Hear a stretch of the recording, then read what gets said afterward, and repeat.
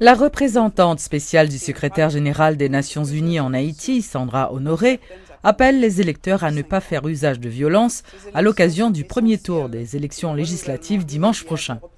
Dans un message enregistré, Madame Honoré rappelle toute l'importance de ce scrutin et appelle également les Haïtiens à se déplacer en masse pour voter. Le chef de la MINUSTAH donne enfin l'assurance que les militaires de la force onusienne apporteront tout leur soutien à la police nationale dans le cadre de sa mission de sécurité à l'occasion des élections. Voter est un droit démocratique individuel, permettant à chacune et chacun d'exprimer son choix dans la paix et sans intimidation ou pression d'aucune sorte. C'est l'expression de la souveraineté du peuple et un devoir citoyen. Vous êtes près de 6 millions en droit de choisir 139 parlementaires ainsi que 1420 administrations locales et municipales et un nouveau président le 25 octobre, avec éventuellement un second tour si nécessaire selon le calendrier électoral du CEP, afin d'assurer que la 50e législature soit installée le 11 janvier 2016 et que le transfert du pouvoir à un nouveau président s'accomplisse le 7 février, comme prévu par la Constitution. Ces élections seront l'occasion pour Haïti d'installer pour une troisième fois consécutive un président démocratiquement élu à l'issue de 2 mandats présidentiels successifs de 5 ans. C'est la plus longue période de stabilité institutionnelle qu'Haïti a connue de mémoire récente. La poursuite de cette consolidation est essentielle pour la paix, la sécurité et le développement socio-économique en Haïti. La police nationale d'Haïti a mis en place un plan de sécurité incluant le déploiement de 7000 policiers à travers le pays qui seront appuyés par la police des Nations Unies et les militaires si nécessaire. Je lance un appel à tout citoyen et citoyenne qui a droit pour voter, si tout jeune monsieur et jeune madame, ensemble avec les gens qui vivent avec un handicap, pour nous exercer le droit démocratique, nous aller en masse à voter dimanche 9 août. Participation nous en grand nombre, avec décision nous, pour nous faire croire sous violence, sous quelle que soit forme les présenter, c'est pas l'occasion pour nous démontrer, nous choisir définitivement la paix et la démocratie. Le Centre de tabulation des votes CTV est fin prêt à lancer ses opérations. Lors d'une visite guidée organisée par le Conseil électoral provisoire ce mardi, les journalistes présents ont pu constater les travaux de rénovation réalisés au centre et des opérateurs en pleine séance de simulation. Selon le responsable du CTV, Matador Widmark, toutes les dispositions ont été prises pour faciliter le bon déroulement des opérations, ceci sans risque de fraude. L'espace sera ouvert aux candidats et donc certaines mesures devront toutefois être respectées. Après 5 années sans activité, le centre de tabulation situé à la Soulampie est remis à neuf. Local rénové, système modernisé, matériel remplacé, le CTV est prêt à recevoir les procès-verbaux à partir de dimanche après-midi. 800 opérateurs ont été recrutés et formés en vue de procéder aux opérations de tabulation à raison de 400 chaque 12 heures. Des séances de simulation ont déjà été effectuées et le CTV n'attend que les boîtes remplies de procès-verbaux, selon Matador Widmark, responsable du centre de tabulation des votes. Parce que le procès-verbal à la rentrée, premier ça nous fait nous un inventaire informatique, nous numériser. Après ça, nous voyons le procès-verbal là, l'on contrôle visuel. Il y a des opérateurs qui prennent vérifier le procès-verbal là, suivant les critères définis par le décret électoral. Si le procès-verbal n'a pas aucune irrégularité sous lui, il y a voué là la saisie. Nous faisons 2 saisies, nous faisons saisie 1, nous faisons saisie 2. Après la saisie, nous faisons contrôle de qualité sous travail, sous saisie qui était faite là. Bon opérateur qui peut comparer le procès-verbal, données qui sont procès-verbal physique qui l'emmène là, avec données qui sont affichées sur l'écran là, pour voir est-ce que c'est effectivement données ça qui est rentré dans le système. Après ça, une fois que nous finissons faire contrôle de qualité, nous archivons. Les histoires entourant les centres de tabulation ne sont pas les plus réjouissantes et ce CEP en est conscient. Une série de dispositions ont été adoptées en vue de garantir la transparence et d'éviter les cas de fraude selon Matador Widmark. Le responsable du centre de tabulation invite les concernés, en particulier et le grand public en général, à avoir confiance dans les résultats qui sortiront du CTV. Nous-mêmes, nous avons garanti que nous avons fait travail de façon honnête et nous mettons tous les dispositifs en place pour nous contrôler le travail de chaque grand opérateur qu'il a. Pour que, au final, les résultats préliminaires nous c'est des résultats qui sont fiables et la population qui a compté sur le travail. Évidemment, le CTV se plie également aux principes établis par le décret électoral. Ainsi, les candidats pourront visiter le centre de tabulation. Toutefois, certaines mesures devront donc être respectées, martèle Matador Widmark. Nous avons des accès à Flora contingentés. Ça veut dire que nous sommes capables de 500 100 candidats qui rentrent sous Flora. Nous sommes capables de 10 personnes rentrer. Et consigne dans ce qui s'allie, ce n'est pas parler avec l'opérateur. Ou pas de moyen aucun document. Et nous avons avec nous des gens que nous avons des accompagnateurs. Ce sont des gens qui sont là pour informer tout, pour guider. En même temps, qui pour dire rappeler les règles, procédures centrales. Des agents de la police nationale, renforcés par des casques bleus de la MINUSTA, assureront la sécurité du centre de tabulation 24 heures sur 24. Un espace qui sera sous les feux des projecteurs à partir de 6 heures du soir, le 9 août prochain. La fusion des sociaux-démocrates dénonce les violences dont sont victimes certains de leurs candidats lors de la campagne électorale.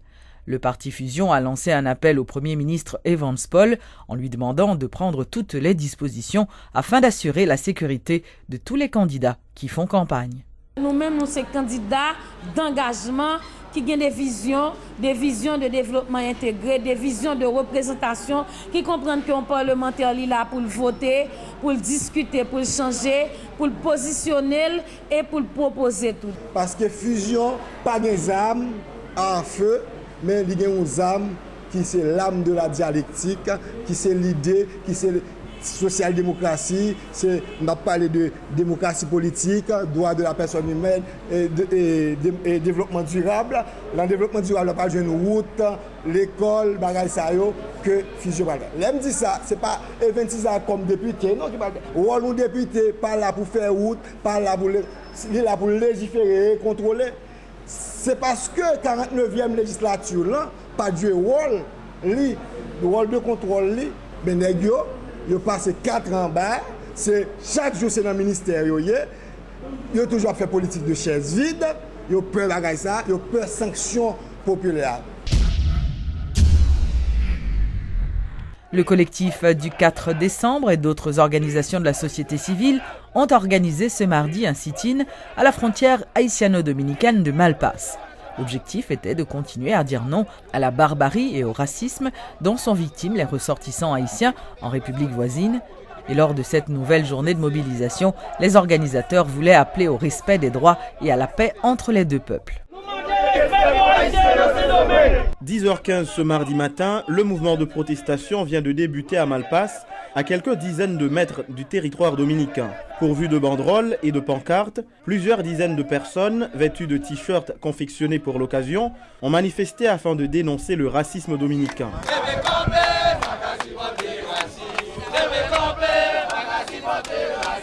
Premièrement, nous dit que l'arrêt 73 là, nous avons fait tout ça pour faire pour annuler l'arrêt. Nous dit deuxièmement que la production nationale, c'est pour nous pousser.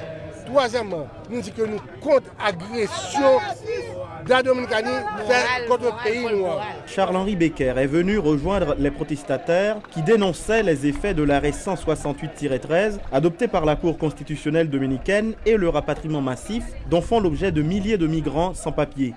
Saluant l'initiative du collectif du 4 décembre, le candidat à la présidence sous la bannière du parti Respect est revenu sur la contribution haïtienne au développement économique de la République dominicaine. Dans l'agriculture, la construction et le secteur du tourisme dominicain, l'apport haïtien est considérable, rappelle l'industriel. Charles-Henri Becker préconise ainsi une réponse adaptée à ce qu'il désigne comme l'indifférence des Dominicains. Il faut que les Dominicains respectent nous assez parce que nous faisons pile pour l'économie. C'est nous-mêmes qui faisons construction là, c'est nous-mêmes qui faisons agriculture au marché, même et tourisme. C'est nous qui travaillons dans le secteur touristique. Et 300 000 personnes, ce n'est pas 300 000 qui chita à Saint-Domingue qui ne partent pas. Je crois que le plus, c'est pour être un petit respect pour nous. Moi-même, pour qui ça, pour nous pas camper carrément, point barre. Il y a l'autre pays qui bonne du ça. Importer l'autre côté. Pas importer de République dominicaine. Il y a le Brésil qui remet nous. Il y a l'autre pays qui remet nous, pas manquer nos dégâts. On a le travail avec eux.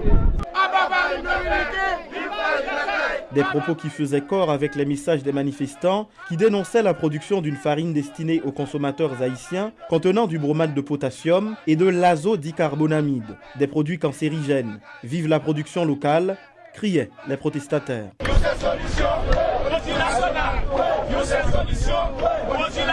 D'autres personnalités connues telles Jean-Robert Argan, Ginette Chérubin et la responsable de l'organisation haïtiano-dominicaine FEMUNA, Laurette Antoine, ont également participé à ce sit-in.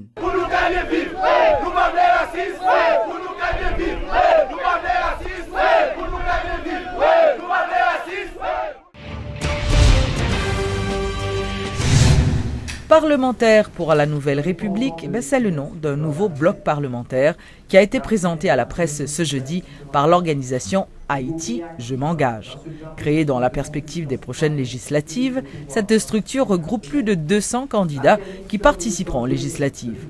Ils promettent de garder cette union au Parlement s'ils parviennent à remporter les élections. Nous disons que les candidats qui retrouvent dans l'idéologie, dans la vision Haïti, je m'engage là, nous mettons ensemble, nous disons que faisons quelque chose d'innovant. Au lieu qu'on attendre pour arriver dans le Parlement pour faire un bloc, commençons dès maintenant des habitudes de travail, que nous gardions ensemble, tout ça nous avons fait ensemble. Et c'est ainsi que nous avons mis ensemble plus de 200 candidats à la députation et au Sénat. Et actuellement, toute bagaille nous avons pour nous dire, ouais, tout projet de loi nous avons tellement innové, tellement des bagailles qui sortent de l'ordinaire. Il y a le monde dans le groupe qui fait suggestion, il dit, ça que nous allons faire aussi, les nous devons faire passer dans le Parlement, il va y une nouvelle élan, une nouvelle dynamique à la société haïtienne et il considérer ça pour une nouvelle république. Actuellement, nous avons 153 partis qui représentent. Sous qui valeur Haïti, je m'engage? Qui valeur la défendre? Haïti, je m'engage, sont une structure de jeunes garçons et de jeunes filles qui croient que ça nous le potentiel des jeunes pour nous sortir dans ça nous là. L'investissement dans le façonnement du mental du jeune.